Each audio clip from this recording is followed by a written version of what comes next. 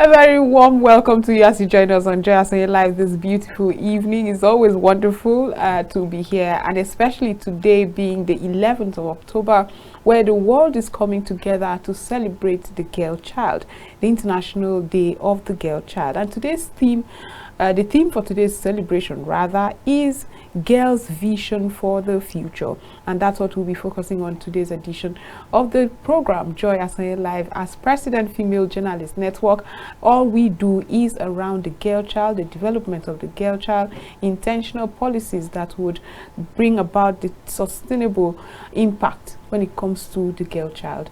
And today, for some who have been following conversations, we've been having conferences, workshops, but beyond that, what can we do for effective impact? That's what we'll be discussing on the show. With me right here is Daniel Black. He is the national head, Yali Network. That's the Young African Leaders Network, Nigeria, Yali Network. Thank you so much for being part of the program. Thank you, Joy. It's always a pleasure to be here. It is always a pleasure to be here, and I'm excited. You are a he for she, so welcome. Yeah, Joy, I'm a he for she, and always advocating and talking for the women folk is something that I think as national head of YALI, Young African Leaders Initiative Network, it's something that I have driven, and I have ensured that even in all our activities, we have tried to carry the women folk along. So yes, I practically am a he for she. You are a he for she. I'm sure. I was wondering why you were going back and forth. Well, later on in the show, we'll be talking about how climate change affects the girl child's development. But for now, we'll go for a short break to return to get to the crux of the matter. Stay with us.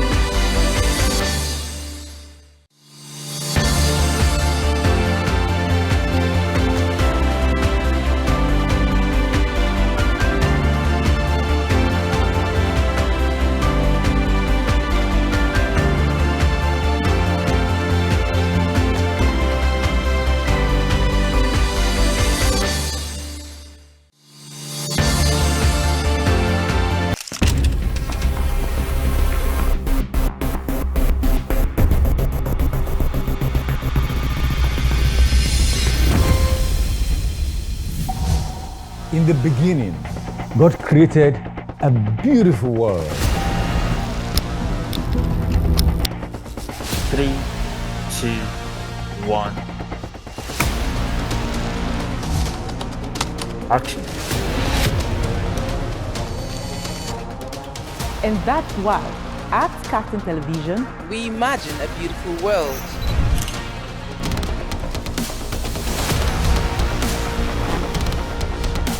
We are not just bragging. We blaze the trail in broadcasting. And it is about you. At Kaftan TV, broadcasting is not just about information, education, and entertainment.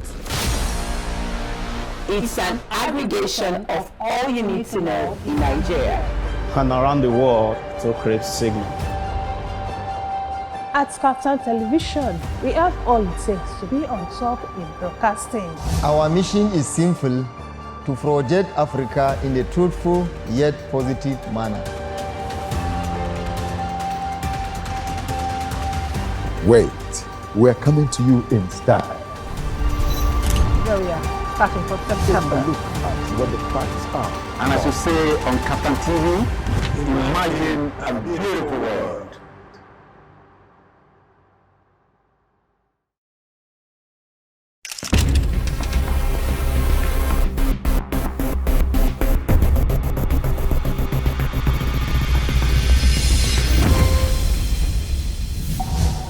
In the beginning, God created a beautiful world. 3, 2, 1. Action. And that's why, at Kaftan Television, we imagine a beautiful world.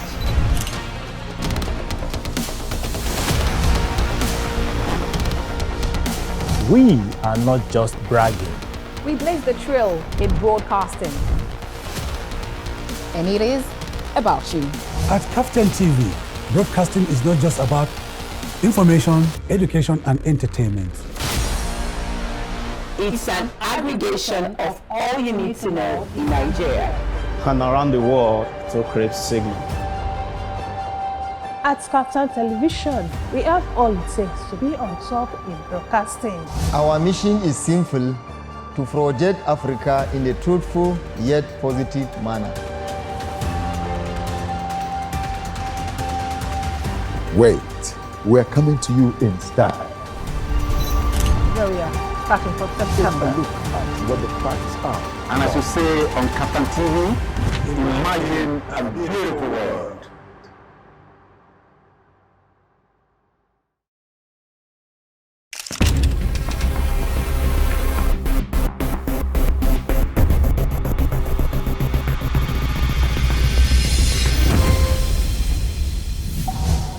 In the beginning, God created a beautiful world. 3, 2, 1. Action. And that's why, at Kaftan Television, we imagine a beautiful world.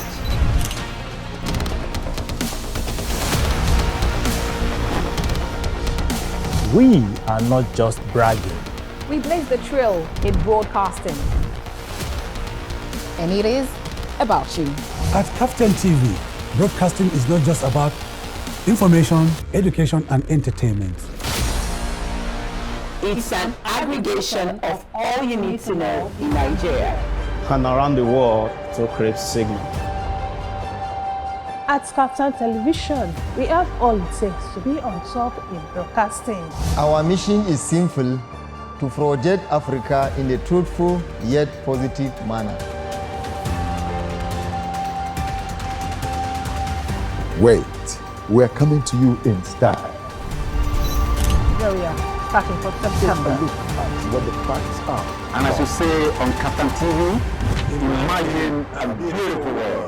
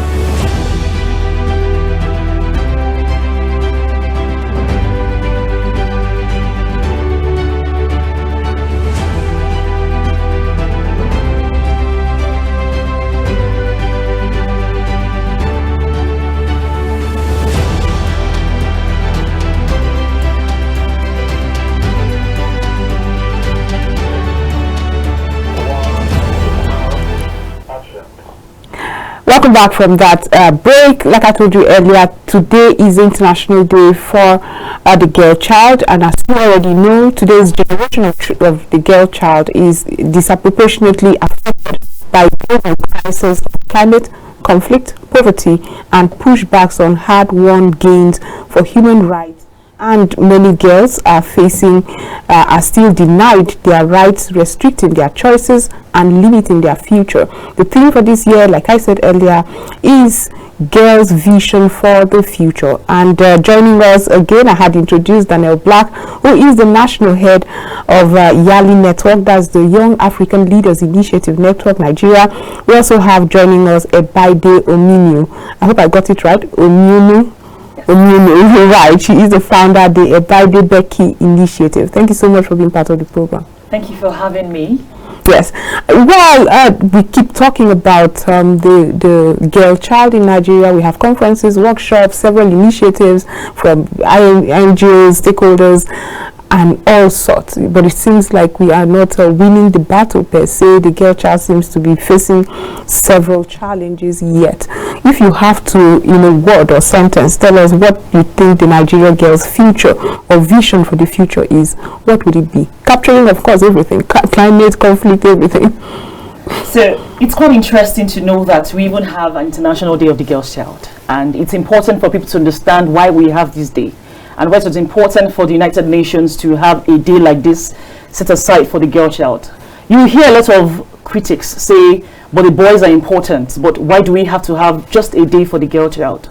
But we would also tell ourselves the truth, that girls are faced with a lot of difficulties, you know, from early marriage to gender-based violence, to lack of access to proper education. I mean, we still have some parts in Nigeria today that feels that the girl child do not deserve education. There's no reason why you should have a daughter and send her to school. To them, I mean, her ultimate goal here on earth is to get married. And so you sending her to school is like wasting money, you know. So I mean, the future might seem bleak. It might seem bleak, but the truth is we can only have hope when we all come together. I mean, all come together, both boys, both girls, both men, both women, you know, young adults, male and female, when we all come together to say, yes, this is an issue and we have to tackle it together, head on. Well, this question will now go to you. You seem to be representing the he for she's because you have your own empathy towards the girl child. But do you think we all understand the vulnerabilities of the girl child when it comes to initiatives that would work? Are there peculiarities when you look at the geopolitical zones or even states? Are we tackling it based on the peculiarities of the challenges? Yeah, so I'd say that yes, there is an enlightened tackling. There is a difference from where we are as a country to where we were as a country to where we are now. A case in point is recently where we had I think one of the governors announcing sending out of those girls for marriage as one of his empowerment campaigns. There was a nationwide clamor. People actually stood up and talked against it, and in as much as at the end it sounded like there was miscommunication of some sort, but the fact that we had people rise up, justifiably so, were able to stand up and talk about it, shows how far we have come as a country. We've come to the point where we have a good percentage of the people understand what the girl child faces in early child marriage, understands the rights of the girl child. So I really would want to give it to Nigeria that we probably are not where we should be in comparison to other countries, but we definitely are not where we were in terms of awareness, in terms of practicality in ensuring that the girl child is protected. So yes, I think we are tackling it in the different cultures. At least I can say that in every state conversations are going on. They may not have won the hearts of everybody, but conversations are going on. So yes, it's being tackled. The challenges that the girl child faces down south is quite different from the challenges that the girl child faces up north or the west or the east, as the case may be. And then these unique conversations are going on around the quarters. Okay, would you like to add something to the primary vulnerabilities the girl child faces in Nigeria? Yes, I mean the vulnerabilities, like I actually highlighted earlier in my conversation, you know, we still have people, or we still have some part of a group of people that think that the girl child shouldn't go to school, like he has rightly highlighted. Up north, down south, different perspectives and different relations, in terms of girls' rights. Yes, they are endless, like I had rightly highlighted, and like he also said, it's important that the awareness is there. People are pushing, people are speaking up. A very good example, for example, was the NDLEA travel guide that was released just less than 48 hours ago. Yes. And we saw that in one of the portion, it said that before a married woman can travel, she must get an approval, like a permit from her husband. And there was an outcry. Everyone went agog. Even the men said, I don't understand. I must give my wife permission to travel. So a full-fledged adult. A full-fledged adult. Not even a 7-year-old now. A woman who is married in her 20s or even her 30s or even her 40s or 50s in the case I say that she must get consent from her husband to travel. You are reducing her to a child. A woman is not a child. Okay. So that outcry sent a lot of signal. It's a very good signal. As Nigerians, we had one voice. There was that clamor to say no, this shouldn't happen, not at this time, not in this year, not in this country. And just yesterday evening, a statement was released by NDLEA to say, yes, we're sorry, this was churned out, we apologize, and there'll be a review. That was something that we had to do. Everyone had to lend their voice. And it wasn't just the women. That was the good thing about it. The men jumped on it. So the conversations will only be bolder. The conversations will only be implemented. The engagement will actually translate to action when we come together. When the boy, the girl, the women, the men amplify their voices. And we keep saying, even at National Assembly, we keep saying it. If the men today decide to push an agenda for the women, it will fly. Because the men, whether I like it or not, that's true. It's still a man's world. Well, we have majority of them. Yes, we have majority of them in certain positions. Yes. So it means that their voices are louder in those positions. So maybe those loud voices pushing that agenda right, then we can have a win.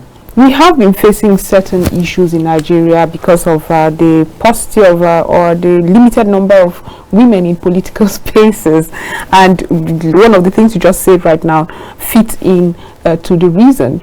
But for the public outcry, it seems like there's some awakening. But for that public outcry, there are a lot of policies, even in our constitution, that one would look at and be like, come on. I stumbled on one about police officers, female police officers who get impregnated when in service and would have to be let go. Nobody said anything, but I'm happy for this momentum. How can we ensure it is alive? It never dwindles down. Yeah, I'm happy you're using the word momentum. It's not a one-off thing, it's a progressive thing. And with all the examples we've turned out here, it shows that there is progress, there is movement. And if NDLEA could come out to publicly retract and apologize, they are secular, it shows that slowly other parastatals would. And then most of these things, you see, unfortunately, we live in a country where we do not do research. I would want to think that the incidents with the NDLEA would have prompted every other sister agency to go back and look at their own books and want to do reviews to ensure that these kind of things don't happen again. Right. But unfortunately in Nigeria, each of those agencies will only wait until there is a public issue or embarrassment like this before they notice that, oh, we should also look into this. So the truth remains that people will be more conscious when they are churning out their policies, their guidelines, when it affects the gender parity and all of that. And I think maintaining the momentum, what you're doing here in the media has a lot of role to play. And as we speak, I remember the Female Journalist Network just in their last International Women's Day celebration launched the female genital mutilation pamphlet, and I know how far that pamphlet has gone. Even in New York, it was being distributed. And I believe that if all parties play their part, like she has mentioned, it's that even the men support the women to play their part, that the momentum will increase and we will get to a certain level where this would no more be a misnomer in our society, and these things would definitely be attended to, because it's a whole lot. we are currently, like I said, we are not where we should be, but I'm sure it's a momentum and we are progressing. Now let's talk about the education. When we read those statistics of over 20 million out of school children, and 60% of that number are the girl child, how does it make you feel, and how can we ensure that we, like, again, this momentum we keep talking about is also putting important things like educating the girl child? So I'm quite excited that we have not just the government, we have formidable youth groups, young groups who drive education for girls. And I must say that we must commend these people who go out of their way, out of their way, uncompensated, just to ensure that, they try to amplify that aspect that we know is missing, that gap, that we all know exists, and they try to actually, contribute their quota. The statistics it's sad. It's a sad reality that we all have to face. But what do we have to do to get to that point where those numbers drops? Translate engagement to action. I mean, the good thing is that all of us here were all at New York. I mean, we all were privileged to attend the United Nations General Assembly, where we saw firsthand real issues being discussed in depth. Exactly. We engaged with young people all over the world doing amazing things. We're asking questions. What do you do in your country? How do you do this? What are the actionable steps? We learned a lot from those engagements. How do we sum up those engagements into action? And if you ask me, we can talk from now to tomorrow. We can talk about the policies, channel policies, distribute ideas, have good conversations in Queen's English. But what really is important is action. So yes, the government cannot do it alone. They can't do it alone. For those things to drop, we all still have, all hands have to be on deck. We have, just last summer, there was a young girl who was in the IDP camp, teaching girls how to, on different parts of, survival skills. Right. Different things. I've also stumbled on one on technology and exactly. We have amazing people. There's another guy I used to know, Abaribe of Girl Space Charity, whose business was going to different IDP camps and teaching the girls there every Saturday. He just brings lesson teachers to come teach them. I mean, beyond what they're being taught in school, it was like a lesson, but a free lesson in this instance. So we have a lot of people doing amazing things. Shua is doing something as well. Yeah. We have young people doing amazing things to actually push that agenda of girl child education, which is really important. And we know, from statistics, we have seen the numbers. Educate the girl and you're sure of the future. It's something you cannot joke with. It's something you cannot throw away. It's a conversation that has been held, that has been proven over time, that once you actually empower a girl, you're actually empowering a nation. And I'm sure that we are all coming to this realization. I see my male friends, my male colleagues who are telling me, this is my girl, this is my daughter, this is my daughters. They are going to the full length of it. I can see girls are the future. Girls are the future. I like that. Girls are the future. So I want to add to that. Yeah, what Shah said is excellently on point. And I want to say that mentorship is very key. And when we say mentorship, it's not just from the part of the girls. We would like both in terms of the females now, more of the role models to show themselves, to tell their stories, right? So first and foremost, sitting amongst the both of you here with all the work you've done in your different sphere, it's an example of the extent of the impact that the girl child can do if properly educated, if properly in the right channels and in the right places, right? And you mentioned New York. You remember, you saw in advanced climes the number of women that were engaged. General Amila Mohammed. She's a lady and she's holding her office very, very strongly with so much impact and all of that. So we need more of these role models to come out and tell their stories, because most of these girls are timid. Most of these girls are unsure of themselves by virtue of their cultural stereotype and everything they have faced, their biases, right? But I'm sure that if more women that are doing well, imagine currently in the House of Reps, I think we have less than 35% of the members who are female. We have 10% of female. 10%. 10%, right? But you know that you'd agree with me that 3 democratic dispensations from now, it was way less than that. But you understand that that number has increased, however small, but it has increased because 1 or 2 women have dared the odds, have been there and have succeeded. Oh, they didn't chew her, they didn't kill her, she didn't die. So I could do it. And you also notice that even political parties gave free tickets, free forms to women. That's again, I have something to say about that, because they actually it was all the nuances, it was all a statement.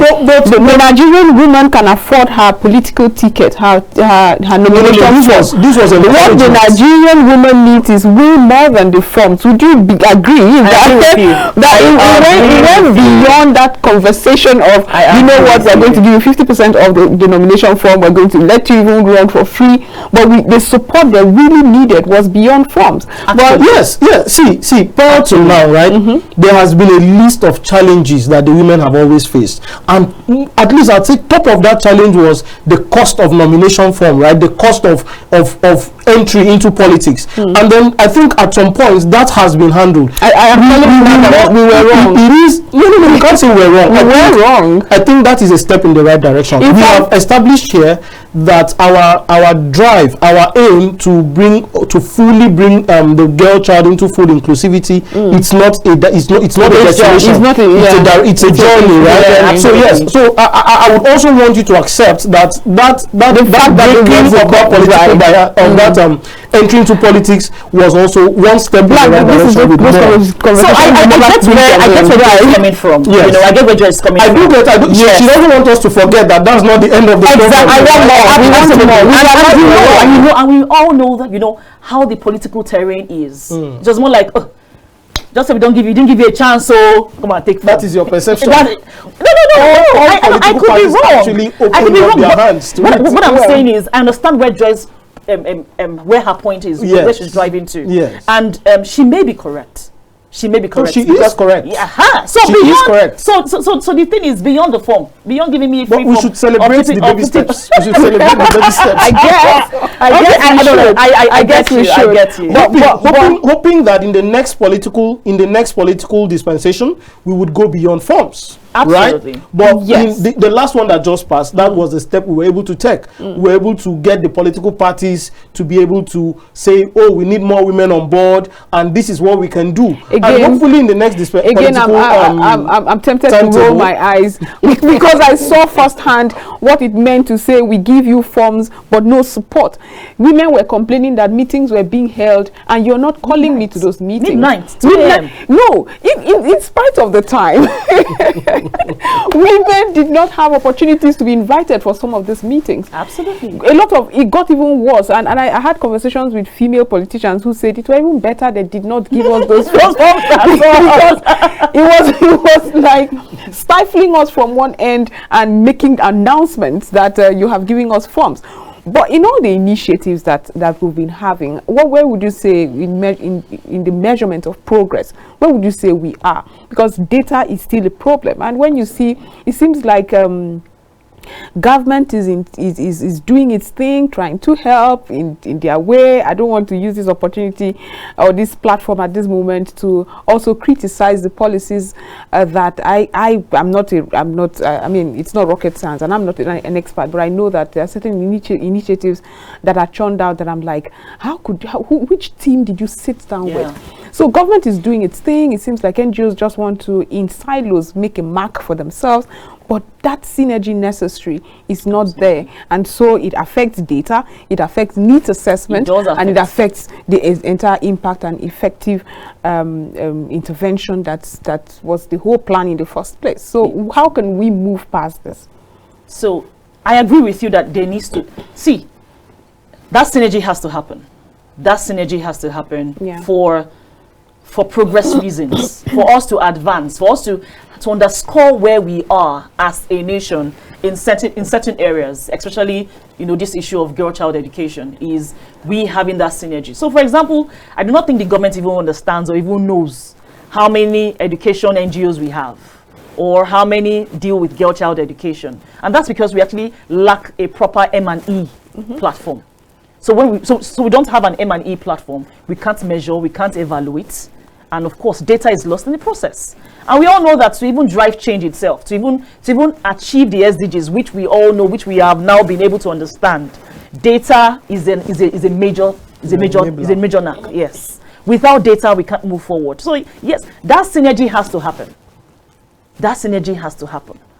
Who is that person who can actually do that coalition, create that synergy, where we can actually have a database where you do this, you go there, you perhaps update, you go there, do your own thing, you update. I mean, who is willing to do that? And to be very honest, I mean, for the first time, it was in New York, I came in contact with the head of the Nigerian network of NGOs. Yes. And what he said is, he said from his own database as an individual who has taken it upon himself to get his database together, has about 4,000 registered NGOs.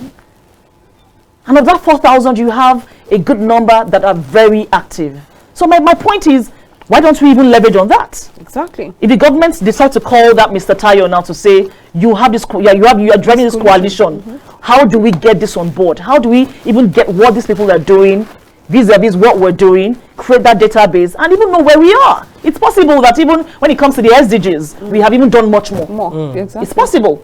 I mean, I run a platform where we actually advocate and talk about the challenges we are facing with regards to implementing the SDGs, where we are and the way forward. Right. It's possible that we have gone even way beyond some of these countries. But we do not have data. But we do not have data. And that's because we don't have a central base, a central M&E base to actually evaluate, to actually have a clear picture of how things would run. So yes, that synergy is necessary. Is it indeed rocket science to get this database? Because when you look at our financial institutions, it's run by private individuals, and you see them they don't play with data. They don't play with harmonizing or this data. If you make a withdrawal here, no matter where you are, it reflects. You can't get that money back. When it comes to things that matter, that would foster good governance and policy direction, it seems like we don't know what to do on how to get data. Is it really rocket science? Okay, so yeah, I just want to talk within the ambit of my own knowledge. I'd first want to say that Nigeria has siloed data issues, not necessarily data issues. If you go to Ministry of Education, they have a register of all the NGOs working with them. If you go to Ministry of Health, they have a register of all the NGOs working with them. If you go to all the ministries have a registry of NGOs. Ministry of Youth has youth NGOs in their numbers, right? But I think the word here more is the synergy. We need that interconnectedness, because people in the Ministry of Youth will definitely do things and have effect on women and girls. Right. People in Ministry of Agriculture are still doing things and having effect on women and girls. People in Ministry of Education. So there has been that interconnectedness in all their projects. But like we have mentioned, these things are happening in silos. These things are happening in independent entities. And like the organization you just mentioned, it's a private organization run by an individual, limited resources, limited authority over the people that he covers. And he may not be able to call most of them to action. He may not be able to so I think that role will really be played by government, where they are able to back up their actions with authority, with legislation that will compel reportage, that will compel following of certain standards. Yeah, so it's something that I think the Nigerian Bureau of Statistics can also delve into that. The Ministry of Information, the Ministry of Science and Tech, these are different agencies, and the different research and parastatals that are scattered all over the country could actually take this as a project where they synchronize all government partnered NGOs and get to see data on what they are doing, get to verify and get to make sure that what is happening on ground, because it is important. Like you've mentioned, every time data is churned out, Nigeria is always at the back. But there's so much activity. My goodness. So why is this so much activity? Data? So you meet people and you're wondering, you are doing this? Yes. You are doing this. Remember how fascinated you were when you, at the pavilion in New York, when you were talking to young people and you were hearing different Nigerians. Everybody was just sharing their different solutions. And you're like, you are in Nigeria, you do this. It's important that government, at this juncture, I'm one person that always says government cannot do all. But in this particular role, I think government stands the best chance to be able to synchronize this data and churn out what is actually the way forward, because there is how this data will come out and we'll say, okay, wow, education is saturated, let's all face female genital mutilation, let's all face health, let's all face water hygiene and sanitation and all that. So we need this data to have proper direction on our intervention processes. Well, you're very right about that, but I'll just like us, before we go on a very short break, I don't know if we still have time for that, climate change and its effect on the girl child. I know that it affects rather economic development of the girl child, education and all, but in your words, and that's your space, climate change and all that. So what would you say, how bad would you say it is at the moment? So when it comes to climate change, I won't just, when I have to speak to conversations linking the climate change, you know, with the economy, with the girl child, yes, we would nip that in the bud. Right. However, I would like to just point out that climate change in itself is not just the issues associated with climate change and the girl child. Is actually the issue associated with everybody, not just girl child. Okay. You know, and so it still narrows down to one of the biggest things we have been clamoring for in the climate change space, which is education, awareness, resources, you know, resources, and the ability to actually be in that space, understand that space and know what to do. I can see we have a lot of NGOs and even a lot of platforms that drive a lot of climate change activities. The thing is, what exactly are we trying to tackle?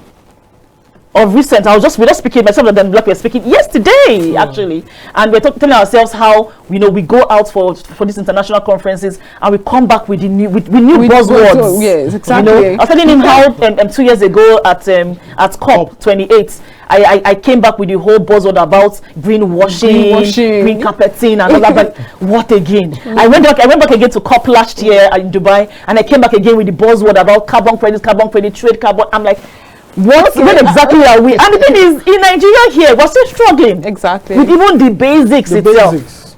You know, we're still struggling with the basics. And so for the girl child, looking at climate change and the girl child, really, it still boils down to what even we as a people are still facing. And that's even understanding the nitties and the gritties of climate change and how to tackle climate change issues. Okay. Where do we go from here? Do we even have the finances? I mean, climate finance is still a very big issue. To drive climate change, you must have finance.